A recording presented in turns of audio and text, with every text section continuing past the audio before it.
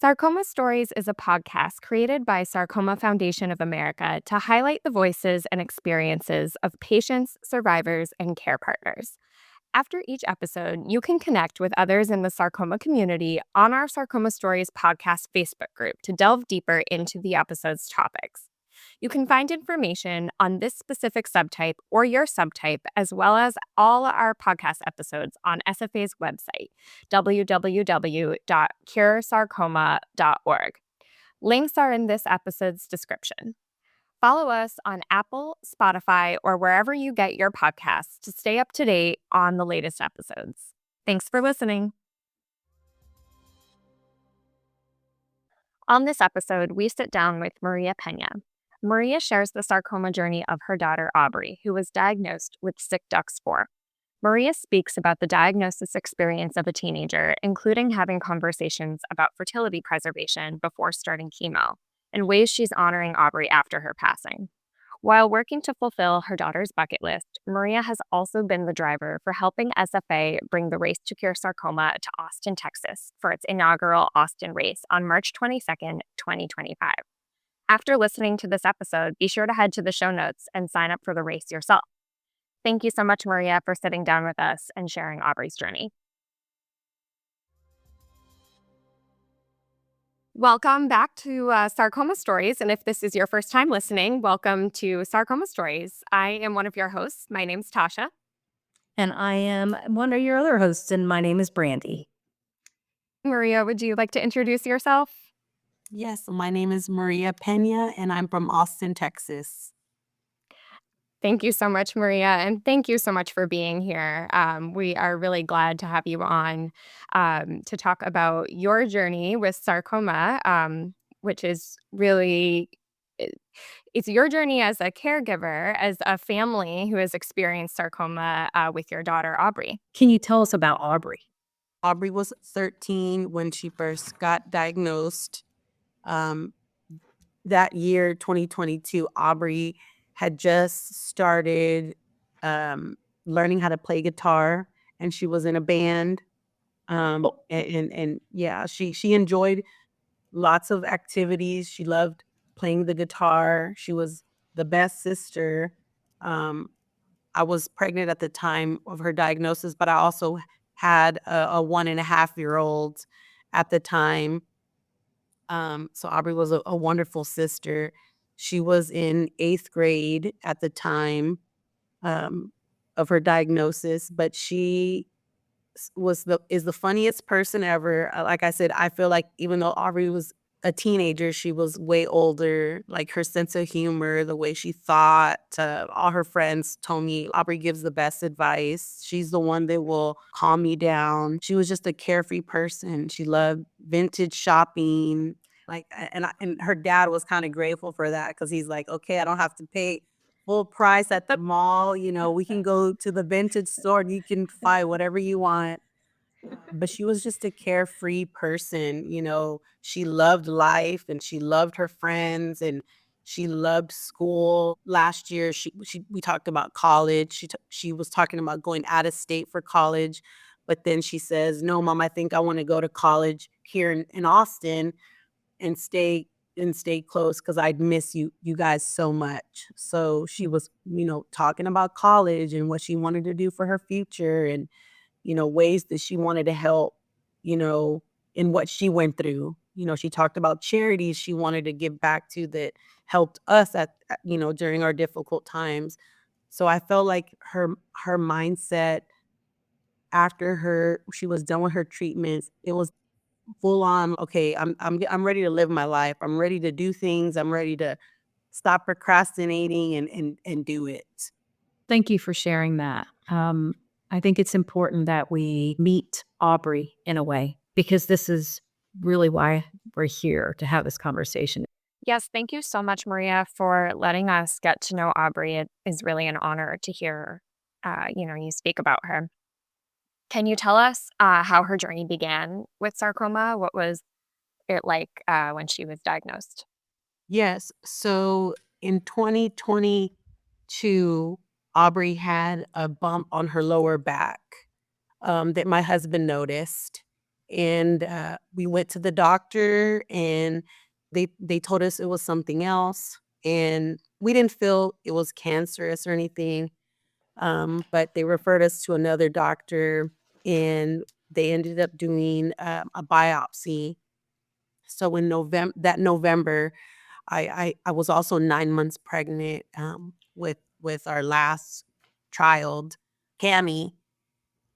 So that was pretty tough. You stressing about Aubrey's health and having a baby. Um, that was pretty hard for me. Uh, but I remember the day in November, um, the biopsy results came back, and they told us that it was cancer, but they weren't sure exactly what. There was like two different cancers they thought it could be. And so they told us they would have to do another biopsy, and she got another one in December, and that's when we found out that she had a rare form of sarcoma called sick ducts 4 sarcoma. They did tell us that immediately that she would have to go through IVF because she was 13 at the time. That the radiation and the chemo she was going through would affect her chances of having children. So that was our first step before she's got her port placement and all the other treatments. That's interesting, and I saw that on the pre-show, information that you sent us, and I had a question about that because I was very interested in how that conversation happened, given that Aubrey, at the time of diagnosis, was 13. Who initiated that conversation? Did that come from the hospital? Did that come from the medical team? Was that something that you as a family discussed? Yeah, so it was quite bizarre to talk to a 13-year-old about children. And I remember the first meeting we had with one of the doctors that was gonna help Aubrey with the IVF process. She asked Aubrey, "How many kids do you want?" And she just was like, "0." She's a kid. But we discussed it, me, her grandmother, and the doctor. Um, they explained to her, that what she's going to go through would hurt her chance to have children. Um, and she thought about it, and I, like I said, I was pregnant at the time, and at that time I had already had my daughter. She was like 2 weeks old when we were discussing all this stuff. And Aubrey said, I would like to have kids, mom, when I'm way, way older. But she did tell the doctor, like, okay, if I had to give you a number, I would say 2. I want to have 2 kids. And that was pretty tough conversation. Like I said, but I felt like Aubrey, for being 13, she had a mind of like a 20-year-old. Like, she understood and listened, and wanted to see like all the pros and cons with everything. So we went ahead and went forward towards it. It's great to hear that your medical professionals initiated that conversation, even though she was only 13 at diagnosis. Still an important conversation to have. And you're right, she had to grow up pretty quickly to be able to have no to be able to have that conversation and project that far forward. But it's an important conversation to have. And so with the biopsy, the original biopsy, how many doctors or doctor's appointments did you have to go through before you got the biopsy and then got results back, even the initial results where they weren't quite sure? I believe we saw 3 different doctors, um, before we got the diagnosis, just because the lump on her, back, what sat right on her spine, on the lower part of her spine. So they didn't because it was on the spine, they didn't want to initially, like, they wanted to make sure they can rule everything out. So we did see 3 different specialists before we got that biopsy and the results. And Maria, at the time of Aubrey's diagnosis, was she metastatic? No, it was just in that area only. And I was so, when you hear that word, you hear like the stages, and that was one thing that the first thing that we asked was like, is it just there? And it was, after they did all the tests, it was only located in that area. And I know in your information that we chat or you shared prior to coming on the podcast, you had mentioned you had heard of other cancers before and had members of your family experience them, but had never heard of sarcoma before. So I think this is a very common experience for many people who kind of get thrown into the sarcoma world by diagnosis. Um, could you share a little bit about the questions that you had and knowing about different kinds of cancers, but not sarcoma? What were what was helpful to hear in that moment, or what were you thinking? Well, when they said the word sarcoma, I had honestly never heard of sarcoma before. My mom is a breast cancer survivor, and we went through that a few years back. And I've had other family members that had specific cancers. But my first question was like, how did she get it? Is it hereditary? Um, you know, and they always tell you don't Google stuff. And I wanted to know more about exactly what her specific diagnosis was. But honestly, the first thing when I searched sarcoma, the Sarcoma Foundation popped up, and I just started reading everything that you guys had on the website. Um, and I guess for me, I was looking for those success stories, those stories that people survive. But I knew that whatever it was, that Aubrey had to go through, like as a family, we were all going to support, and Aubrey was ready for it. Yeah. And so she began treatment after her IVF, so had her port placed and went right into chemotherapy. Um, what were those first few, months of treatment like as a family navigating that? Because everything changes so quickly. Um, and we always say, sarcoma is a family diagnosis. It obviously impacts the person who's diagnosed, but as a family, you're caring for that person, and everything changes very quickly for everybody. So, what was that experience like for you as her caretaker and her mother? So the night before she started her chemo, the doctors actually gave us sheets of all the medicine that she would be taking, and kind of like we sat. I remember sitting on the bed, and we read everything. We prayed.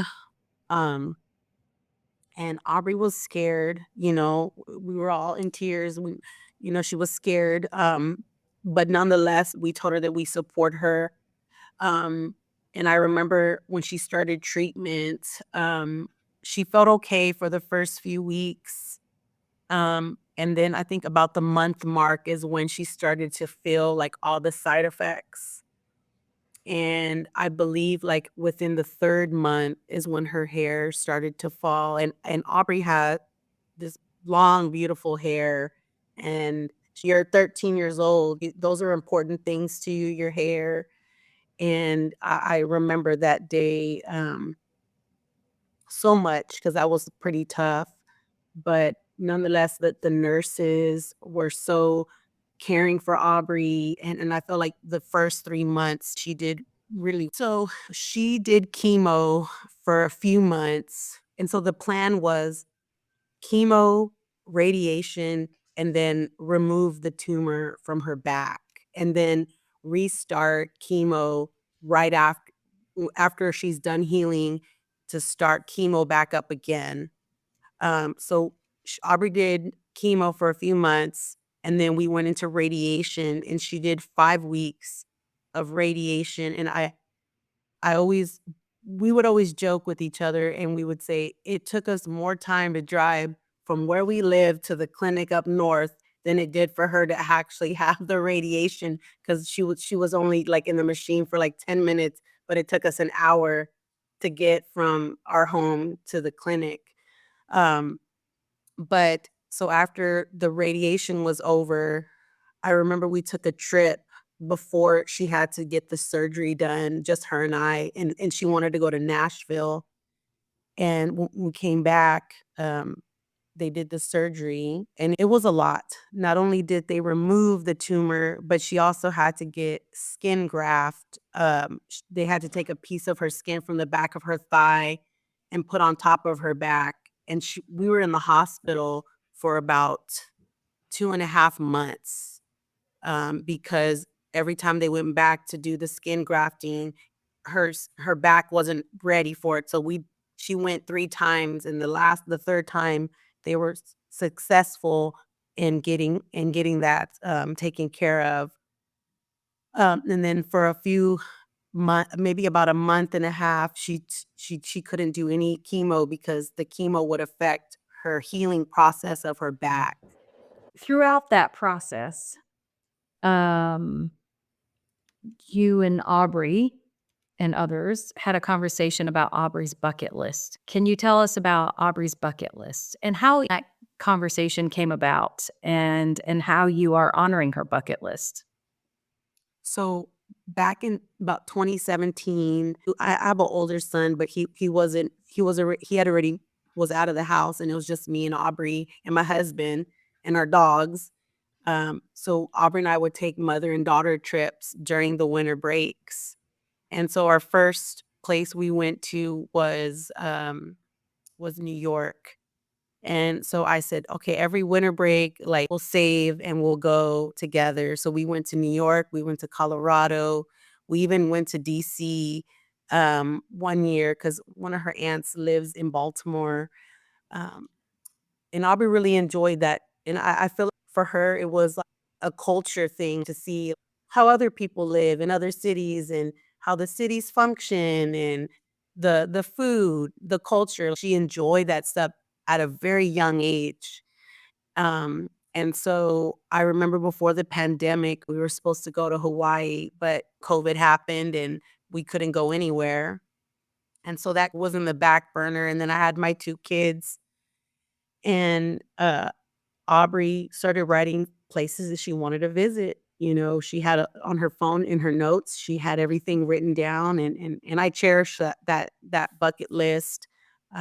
So my husband and I, we vowed to check off all those places, and we take a picture of Aubrey, everywhere we went. So this right before the nodule spread to her lungs, she wanted to go to Paris, and the hospital staff, the social workers, they were helping us try to get that together. But ultimately, Aubrey was just too sick and too weak to take a long flight.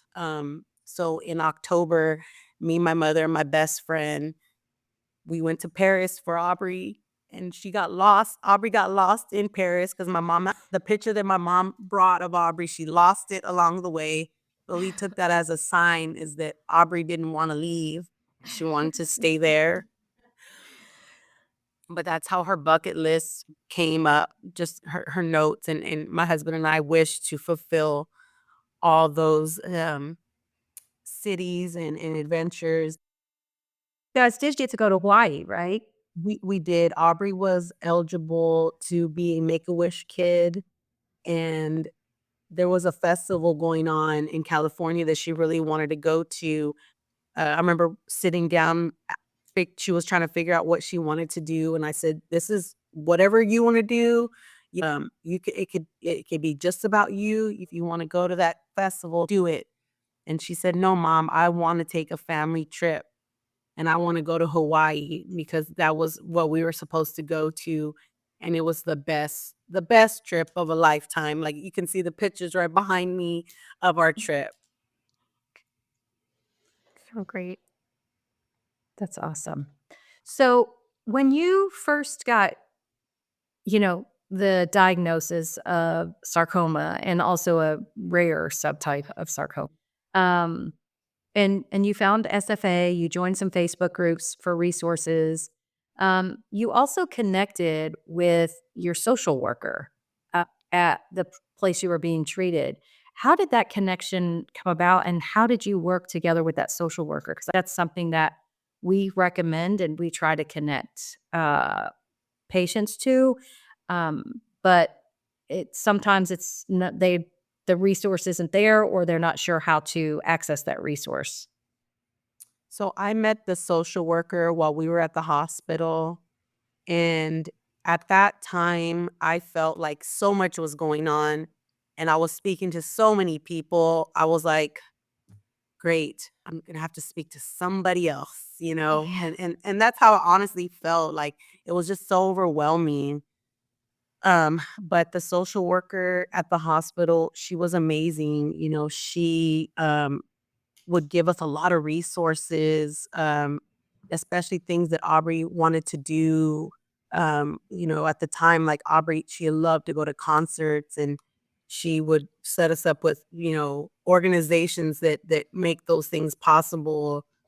Um, she was very helpful. I remember towards the end when they told us that there wasn't anything else that they could do for Aubrey. I was trying to seek a second option, and there was a hospital in New York that I was trying to get her to, and the social worker actually got me connected to an airline company that was going to help us fly me and Aubrey for free to New York if we got that chance to get there. Southwest, Yeah. I know they have a program. Yes, and she had so many, organizations and resources for anything that we needed, and we actually, through the social worker, my husband and I started therapy over the phone, um, uh, more dealing with parents their child going through cancer and going through chemo and everything. And then when Aubrey passed, it turned into grief, like grief therapy. But all those things were very helpful, and my husband and I, we're very grateful for everything that she put us in contact with. You mentioned something here that I think is a misunderstanding or maybe a misconception about social work, that this person was so full of resources beyond just emotional care, and not just emotional care, that's a very big part of it.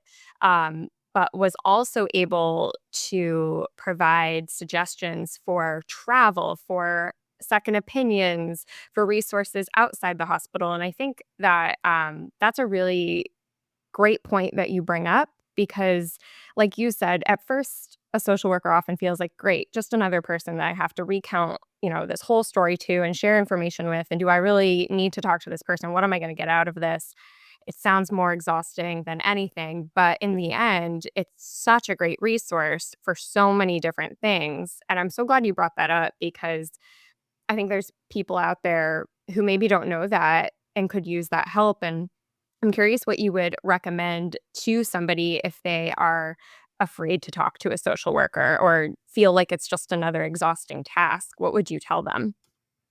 Well, to circle back when we talked about joining Facebook groups about sarcoma, I would push that a lot when people asked, like, where do I get this or how do I do this? And the first thing I would type in is ask for a social worker for help.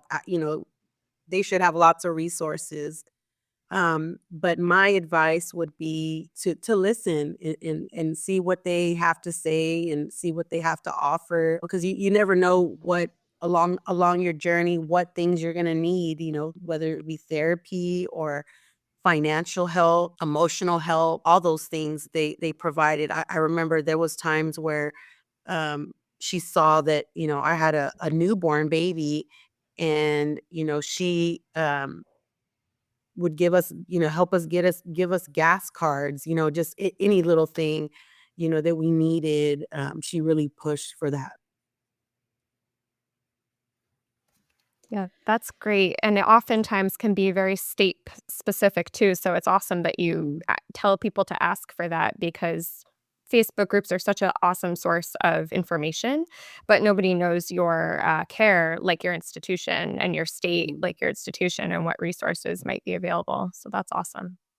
And SFA, because we believe the social workers and the navigators play such a significant and important role in the sarcoma journey, we honor a social worker navigator at our Stand Up to Sarcoma Gala each year. And we ask people to nominate who they worked with. And that's how that award is given out, completely nominated by the people who've had the experience.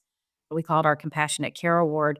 We know how important their role is in the journey and how much support that they can give. And they're just an amazing group of people. And we have been so fortunate to meet so many of them along the way that are humbling in what they do and how much support and the connection they can become like family. They're a very connected part of the journey.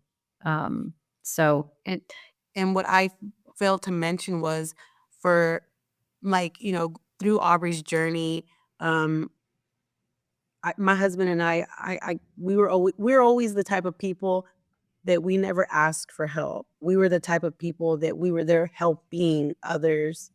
So that was very hard for us. And I remember the social worker coming in one day and she had her book with all her notes. And she sat down right next to me and she said, "I noticed that you haven't asked for anything." And I told her, I said, "I guess it's just like my pride, but I listened to everything that they had to offer and any resources she just started listing off. And that was just the start of our relationship. That she came to me and said, you haven't asked for anything yet." mm. How did you keep up with everything as a mother, but also as the care partner to your daughter going through this? And I've heard you say a couple times it was overwhelming. There was so much information and not wanting to speak to one other person.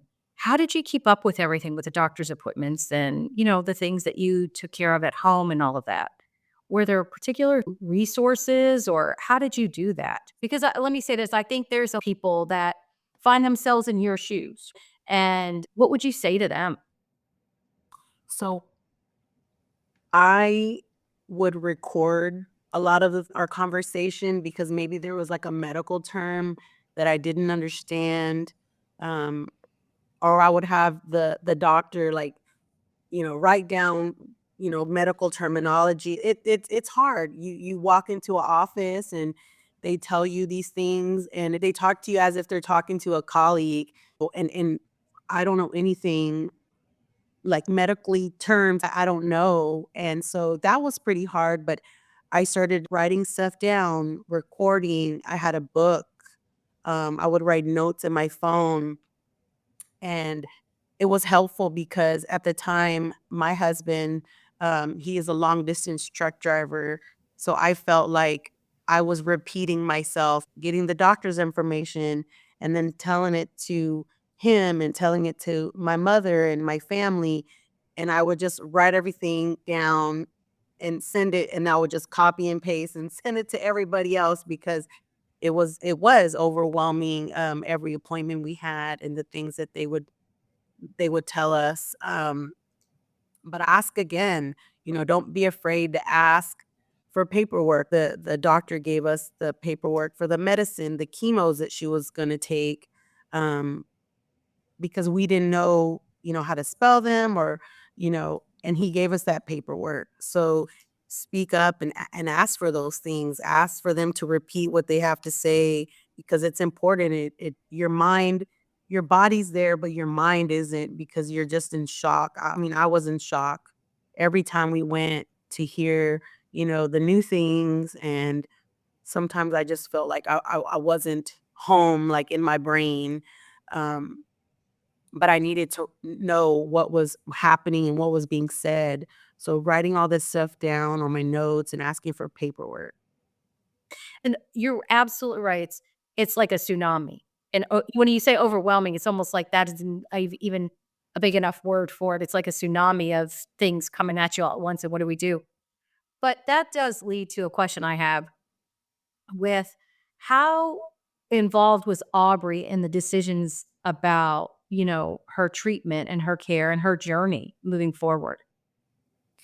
And I also wanted to add, with all that being said about the information, I was also trying to be strong for Aubrey in front of her because she, if I cried, she would cry. So I was like trying to be strong for her at the same time. So I just felt like you're exactly right, like a tsunami. Everything's just hitting me all at once. Um, but Aubrey was very understanding. Every time we talked, it was in front of her. We went through things and I would stop at certain times and ask Aubrey, like, do you understand? Do you have any questions? Because she's a kid. She's not, oh, well, what's this? And I would stop and then she would ask questions. So I carried that through her whole journey whenever we did go into the clinic. They're telling us something new. Do you understand? No, okay, and then they would explain it, like, they would break it down for her in, like, the kid term. Mm. But she was very, understanding. She was ready to do whatever it is in her mind, she wanted to, like, do it because she had seen her grandma go through chemo, and she was like, "Okay, I wanna be like my grandma. I wanna do the chemo, be done with it, and go back to my teenage, normal high school life." One of the things, also circling back, that you mentioned at the diagnosis was you'd never heard of sarcoma, which it's because it's a rare disease. That is one challenge that we have for sarcoma. And I know one of the things that's important to you is to increase awareness about sarcoma. What resources did you think about, if any, that would be great if more people knew about this? So the first thing that I had asked the social worker was, can you connect me with another family here in this hospital that is going through the same thing we're going through? Because I want to kind of prepare myself. I would love to get another family's take on what they're going through. And I remember speaking with Annie a while back, and she says, y'all don't have a sarcoma center there. I said, no, we don't.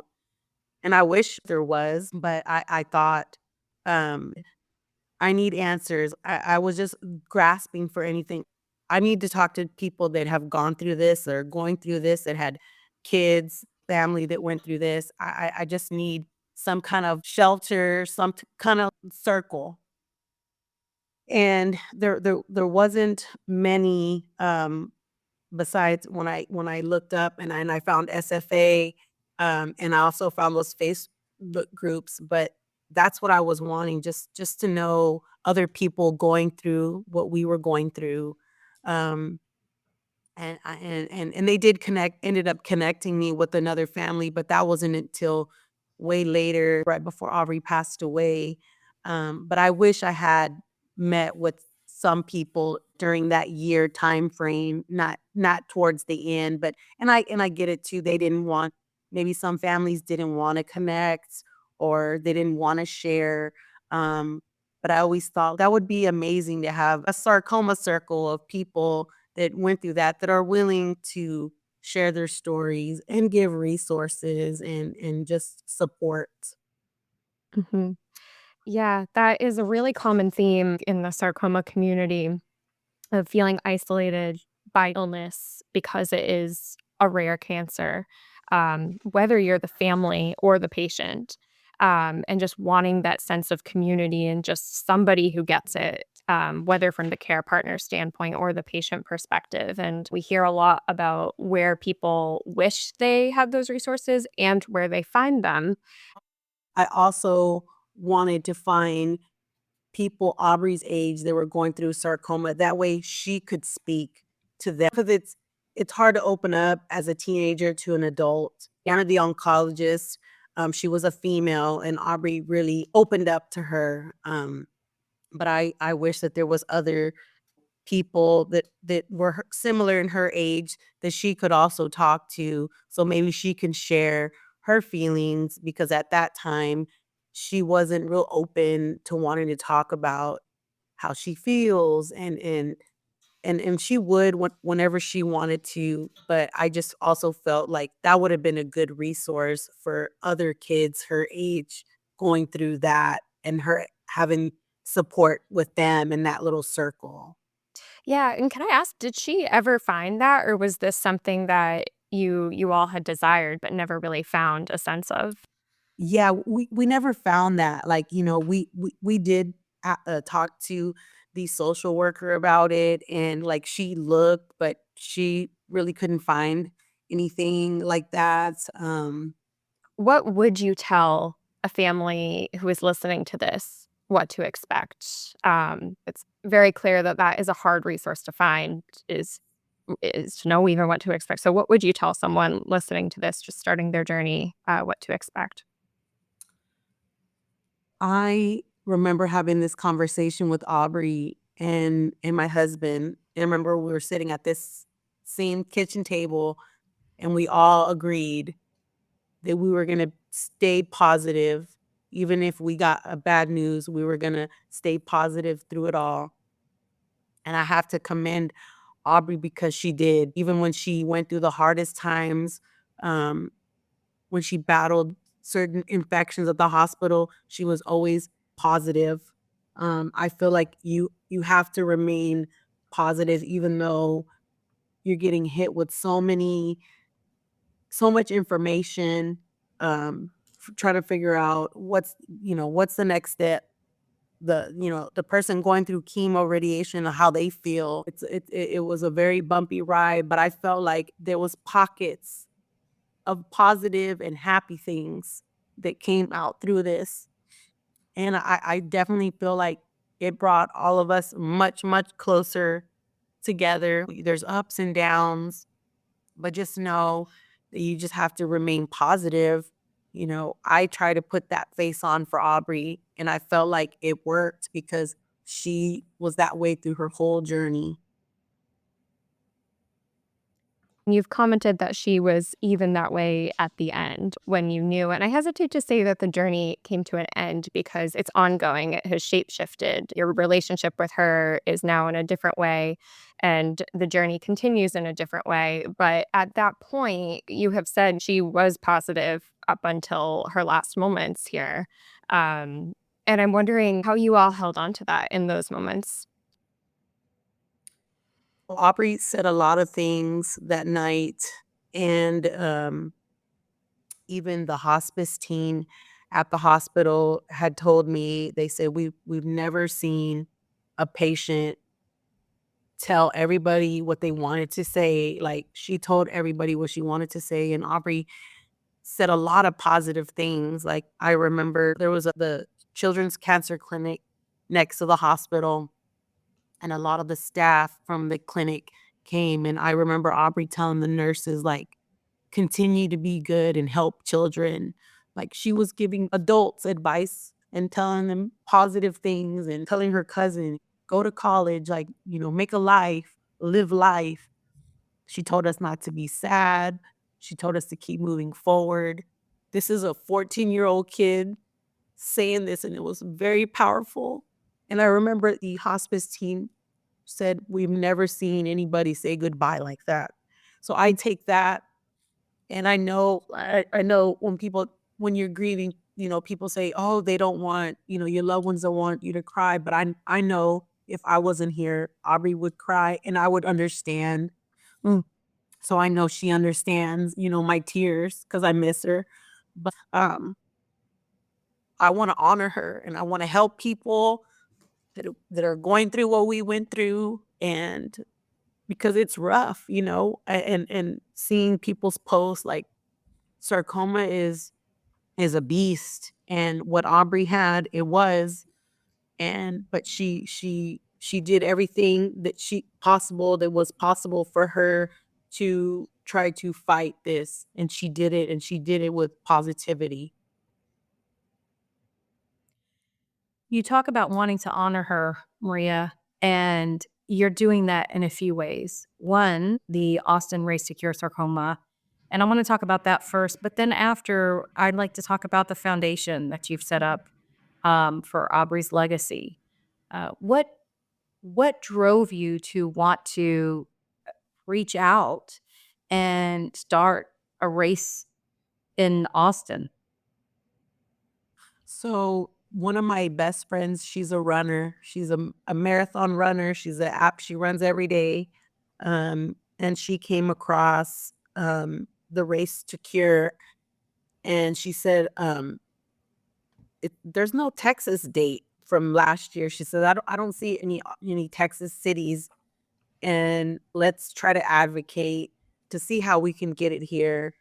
And I feel so bad for Annie because I think we spammed her so much with emails. And I remember when I sent my email, I got an email back and it said, "Thank you. At the moment, we're not looking for a city," or I don't remember what the email said. And but my family was like, "No, we're gonna keep emailing her until like we meet with her," and it worked. I remember getting an email saying, "Okay, this is what we need.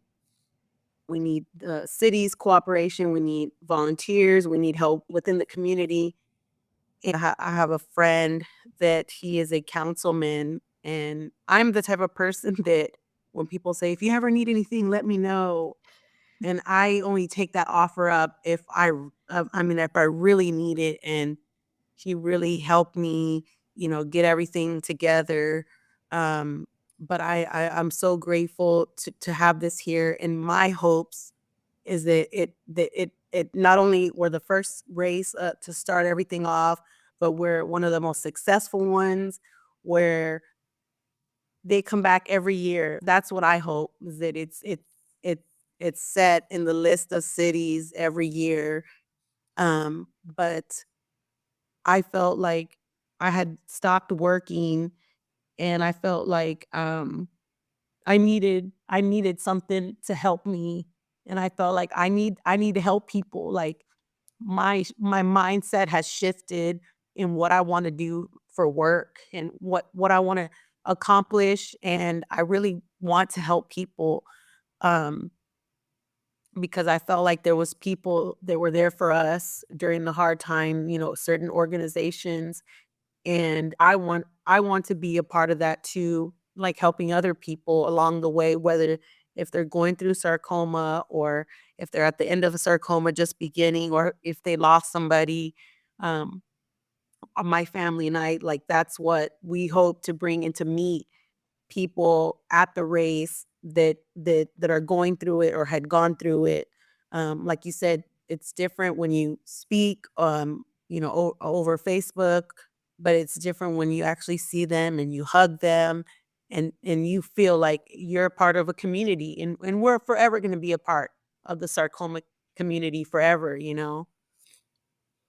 Yeah, it's amazing, the races. Well, first I wanna say, I do remember Annie telling me how many emails she we might have even talked about it as a team internally and what calls that we have. So we had heard quite a bit about, that whoever this person is, she has a large network because they keep So it worked. It certainly got our attention, and I do remember at the time, it was like, we're not a huge organization, so what's the bandwidth we have to add a new race at this time? Austin had always been someplace that was on our list, and so, okay, let's have a conversation and see. And then I think the first phone call, there were so many people even on the first phone call that we were like, "Oh my gosh, they've really rallied the network there."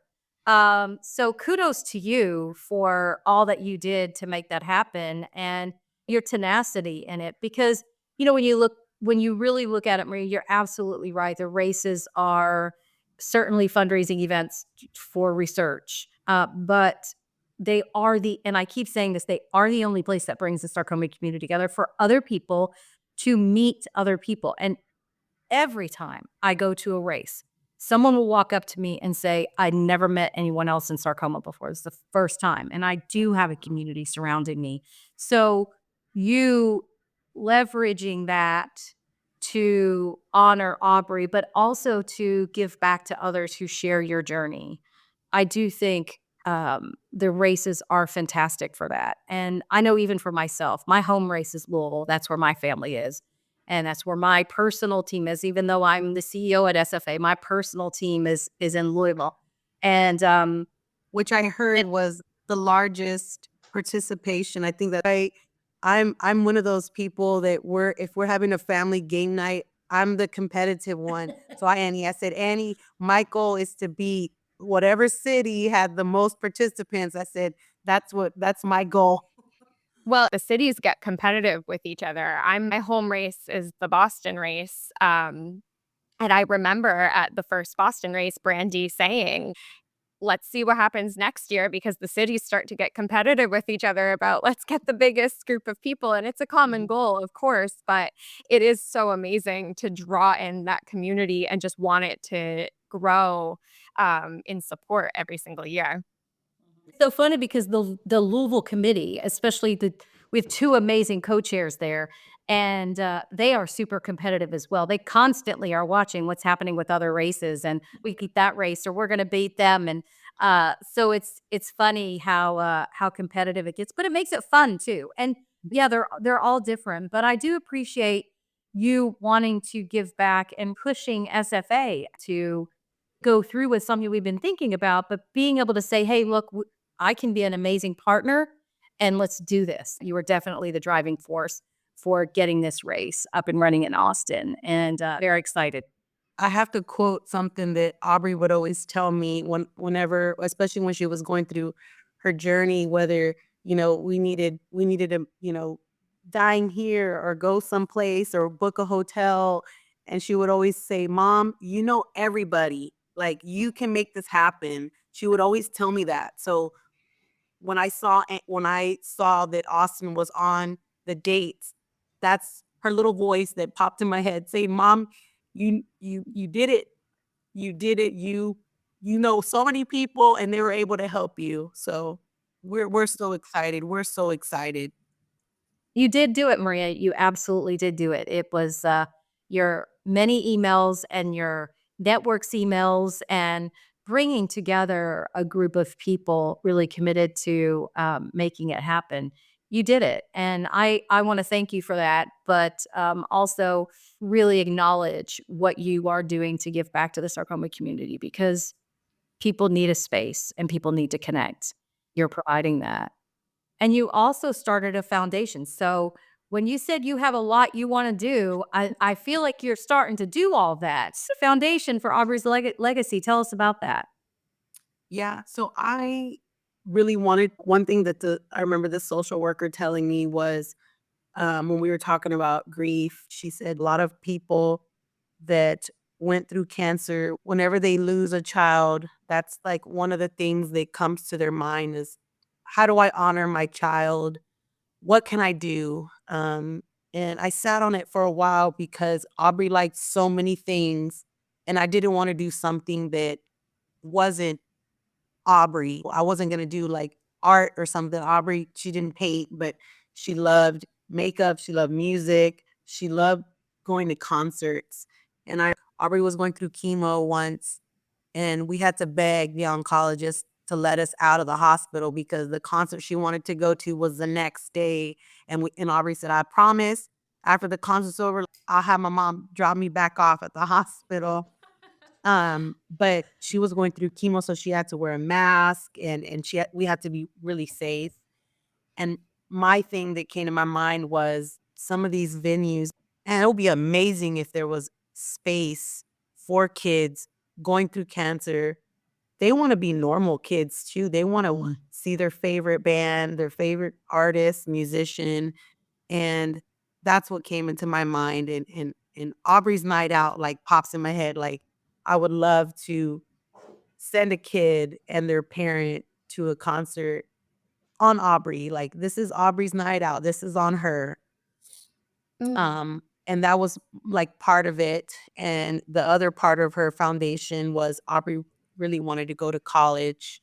She was really wanting to experience the college life and sorority and games. She was really looking forward to all that.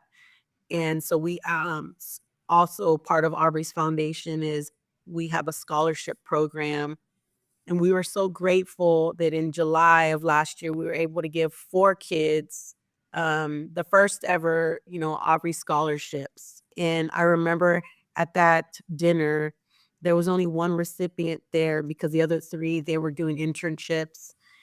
And I remember the mom, she read Aubrey's bio in the back of the program, and she looked at me and she was just in tears. And she says, all this of what Aubrey likes, like my daughter that's getting the scholarship is what she likes to do too. She plays the guitar, and she's actually going to college to study psychology, which was Aubrey wanted to do. So I felt like it was like a perfect match. Wow. But those are the two main things that we want to do for Aubrey in honor of her, because I know she would really love both of those things. That's amazing. Incredible legacy, and it's powerful, very powerful. Yeah. Maria, you have mentioned that you enjoy talking about Aubrey's life and journey, understandably so. And I think that oftentimes when people encounter someone who is grieving, they don't know what to say, and don't know how to ask, and end up avoiding talking about that person. So I'm wondering what you would tell someone. How should they ask about that person's life? I think people are afraid of upsetting someone who is grieving, but it is such a part of honoring their legacy and keeping them alive to continue talking about them. So what would your advice be to someone in how to interact with someone who's grieving and how to talk about that person with them?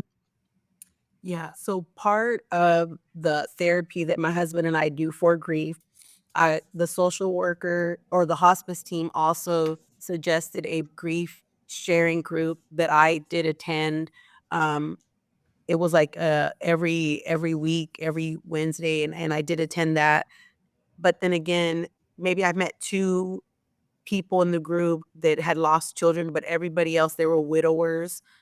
So it didn't quite fit what, my situation was, but it did help. Um, and, of course, that saying everybody grieves different. Some people, they don't want to speak about their loved one. Some people, that's all they want to talk about. I mean, they want to like repeat and talk about that.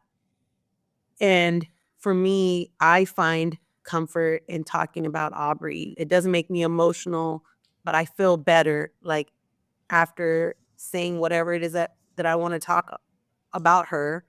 Um, but I would say ask about a memory, or when you're talking, having a conversation to somebody and you bring up that person, ask, oh, what would they think? I think that's really helpful because for me, I feel like talking about Aubrey really has helped me a lot in my grief journey. Um, Looking at pictures, watching videos of her when she was younger, those things help. Be a good listener to somebody that's going through grief, because I know there's times where I'm babbling on to my friends and they're just sitting there listening to me. Yeah. Sometimes you don't have to say anything, you just have to listen. And you mentioned pictures, and Brandy brought up Aubrey's bucket list. And so you are now continuing that bucket list with her picture. Do you have a place you're going to next? So the next place that my husband and I are trying to get to is Alaska. The first thing that Aubrey wanted to see, and it's her first thing on her bucket list, it says the Northern Lights. And I remember the day after Aubrey passed, my husband and I, we were driving around trying to get everything ready for her service. And one of my best friends says, "Where are you? Get out of your car, look up in the sky." And it happened to be this like rare occurrence that we were actually going to get some kind of northern lights in Texas. And Aubrey's favorite colors were pink and purple. And the sky looked as if somebody grabbed the paintbrush and just painted the sky. It was so beautiful.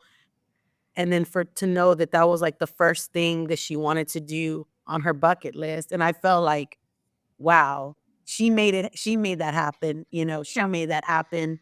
Um, but yeah, she that was the first place that she wanted to go to. So we're hoping that we'll be able to go. We were thinking about maybe going before the race or after the race. So we're still trying to figure it out. Maria, you've spoken, and I say this, I have to come up with a better line here because I think I say this at the end of every podcast, but it's true. Every person brings it up is community. And you are, as you said, always a part of the sarcoma community now. So where can people find you if they would like to connect with you? Yes, so I started Aubrey's foundation, the Aubrey Peña Legacy Foundation. So we do have an Instagram that I always post about the race. I post about volunteering in our city. We just did a volunteer for Christmas for one of the organizations at the hospital. They would do weekly wish lists, like whether it be a gift card for food or a sweater, socks, or games or drinks. Aubrey would fill out a little form, and then we would get that every Friday. So we volunteered with them over Christmas time, and that was for kids going through cancer. Their parents were able to come and pick out gifts, and we wrapped them up and we put their names on it, and they were able to take presents for their kids and their siblings too. I really like that because sometimes I feel like the siblings kind of get forgotten, and I thought that was amazing.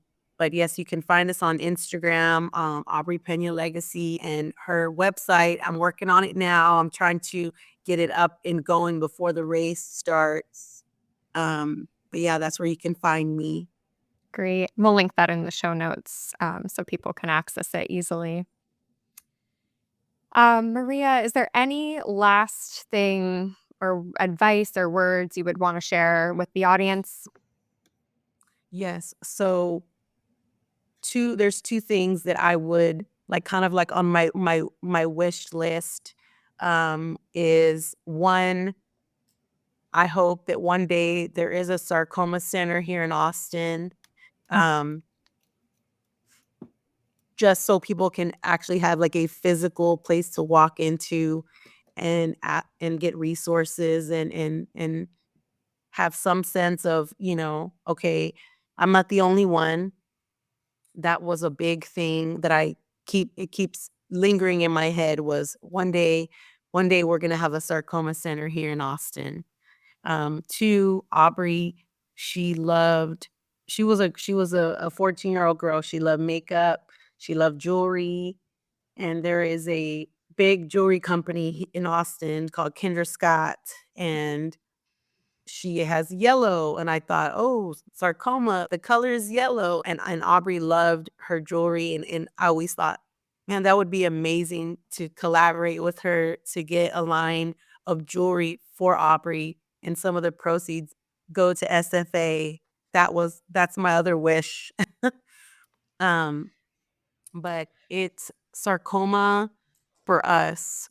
Although we did lose Aubrey, we feel like, there's so many people that are willing to help, whether, maybe they didn't get affected, personally, but, my friends, my church, everybody is ready to lend a hand and help make anything that has to do with Aubrey successful. I did want to mention something that, so whenever we found out about Aubrey's diagnosis, like I searched it like on like social platforms, sarcoma, and I came across this girl who actually lives in Austin, and she is an amputee. She has, I believe she has osteosarcoma, and I started following her, because I was like, okay, I wanted to know about her journey, and we kind of started talking back and forth. And I remember when Annie told me, she says, before the race, we have a ceremony, and we like survivors to speak, and we like people who have lost somebody to speak. And that girl was the first person that I thought about. And I was kind of hesitant to ask her, like, would you like to speak? Because I know some people, they don't want to talk about their journey, but she wrote back right away. She goes, yes. And I have never met her in person, and I can't wait to meet her in person the day of the race. Yeah. I mean, that's what it's about. It's about connecting people. So, yeah, it's very exciting. I really appreciate everything you're doing. I'm sorry that why you're doing it. And I'm sorry that you had to go through that to be where you are today. But I'm thankful that you found a way to honor Aubrey in this way and to help us give back to the community and help us bring the community together. And I really do appreciate you stepping forward and doing that. Well, It does mean a lot. motto all the time.